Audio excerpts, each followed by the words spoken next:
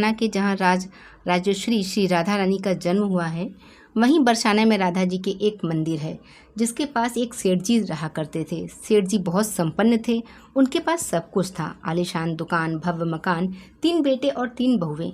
सेठ जी हर तरह से संपन्न थे, लेकिन उनके मन को बहुत दुख था कि उनके पास कोई पुत्री नहीं थी। उन्हें लगता था अगर उन्हें के पास एक पुत्री होती तो वो भी अपने मन की सारी बात अपनी पुत्री से बताते, उसको दुलार करते। कुछ समय पहले सेठ जी की पत्नी का भी देहांत हो गया था, इसलिए सेठ जी बहुत अकेलापन भी महसूस करते थे।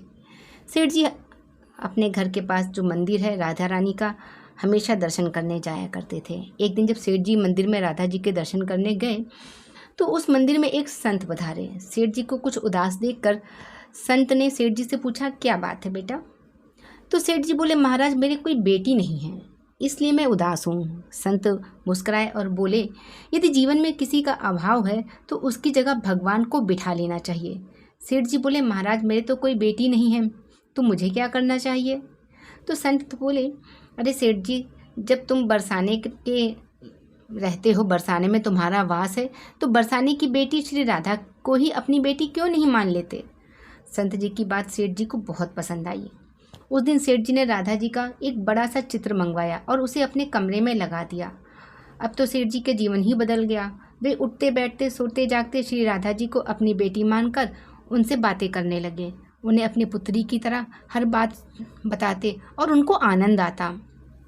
सेठ जी की राधा जी से ऐसी लगन लगी कि जब भी वो दुकान जाते राधा रानी को भोग लगाकर प्रसाद पाकर जाते। शाम लौटते तो राधा जी को प्रणाम करते, उनसे बातें करते, भोग लगाकर फिर प्रसाद ग्रहण करते। हर समय राधे के ध्यान में रहते, उनका ही कीर्तन करते और खुश रहते। जब सेठ जी के ने उनसे कोई परिचय पूछता तो सेठ जी कहते, 3 बहू बेटे, घर में सुख सुविधा है, पूरी संपत्ति भरी है, भवन में ही रहती नहीं कोई मजबूरी, कृष्ण कृपा से जीवन पथ में आती न कोई बाधा, मैं बड़ भागी पिता हूँ और मेरी बेटी श्री राधा। एक दिन सेठ जी के घर में चूड़ी पहनाने वाली मनिहारिन आई। 3 बहुओं ने बारी बारी से जाकर मनिहारिन से चूड़ियाँ पहन ली। श्री राधा जी को लगा आज हमारे पिता के घर चूड़ी पहनाने वाली आई है, तो मैं भी जाकर चूड़ियाँ पहन लेती हूँ। जैसी 3 बहुएं चूड़ी पहन कर गईं, श्री राधा जानी प्रकट हो गईं और मनिहारिन ने जब राधा जी का स्वरूप देखा तो उन्हें देखते ही रह गईं। राधा जी बोली, मुझे भी चूड़ियाँ पहनाऊं? मनिहारिन ने समझा इनके घर कोई मेहमान आया होगा। यह सोचकर मनिहारिन ने उन्हें चूड़ियाँ पहना दी। श्री राधा जी चूड़ियाँ पहनकर एक ओट में जाकर अंतर ध्यान हो गईं। सभी को लगा चूड़ियाँ पहनाकर मनिहारिन हमेशा की तरह चूड़ियों का पैसा लेने सेठ जी की दुकान पर चली गई। मनिहारिन को देखते हुए सेठ जी बोले, घर में चूड़ियाँ पहनाने गई थी, यह लो तुम्हारे पैसे। सेठ जी ने मनिहारिन को हर बार जितने पैसे देते हैं उतने ही दिए। मनिहारिन बोली, सेठ जी इस बार ज़्यादा पैसे लूँगी, मैंने आपके घर में 3 जनों को नहीं बल्कि 4 जनों को चूड़ियाँ पहनाई हैं। सेठ जी बोले, हमारे घर में 3 बहुएं हैं, अलावा चौथी तो कोई नहीं चूड़ी पहनने वाली। मनिहारिन बोली, ये मैं नहीं जानती, लेकिन मैंने तो चूड़ी 4 को पहनाई है। सेठ जी बोले, बाकी पैसे पहले घर में पता करूँगा फिर दूँगा। मनिहारिन बोली, ठीक है सेठ जी, आप घर में पता कर लीजिए। यह कहकर मनिहारिन चली गई। शाम को सेठ जी घर पहुँचे। उन्होंने घर में मनिहारिन के बारे में पूछा।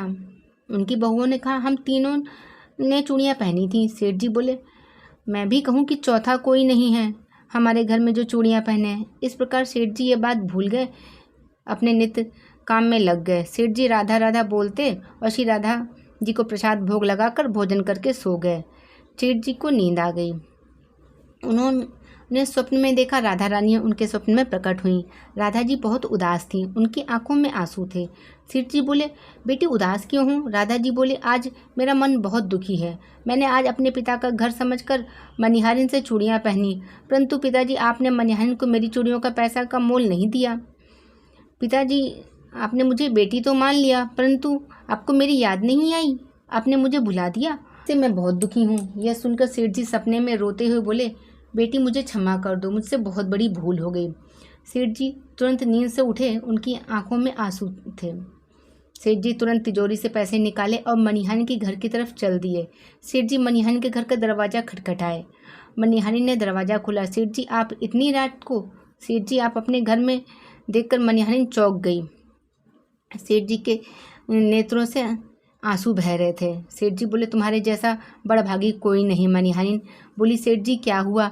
सेठ जी बोली, मैंने राधा जी को अपनी बेटी बनाया, परंतु मैंने कभी अपने नेत्रों से नहीं देखा, लेकिन तुमने आज उन्हें राधा जी को अपने हाथों से चूड़ियाँ पहनाई। आज तुम्हारे कितने बड़े भाग्य हैं। धरती पर तुम्हारे जैसा कोई भाग्यशाली नहीं। मैं तुम्हें अपनी पुत्री की पहनी हुई चूड़ियों का मूल चुकाने आया हूँ। यह कहकर सेठ जी ने रुपयों से भरी थैली मनिहारिन के सामने रख दी। कहा, इसमें से जो भी लेना हो वो ले लो। मनिहारिन ने सुना कि स्वयं राधा जी ने उनसे चूड़ियाँ पहनी हैं तो उसकी आंखों से भी आंसुओं की धारा बहने लगी।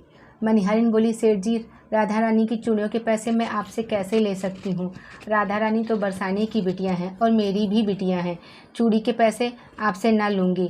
परंतु सेठ जी नहीं माने। सेठ जी ने रुपयों से भरी थैली मनिहारिन के घर पर रखी और वहाँ से श्री राधा जी के मंदिर चले गए।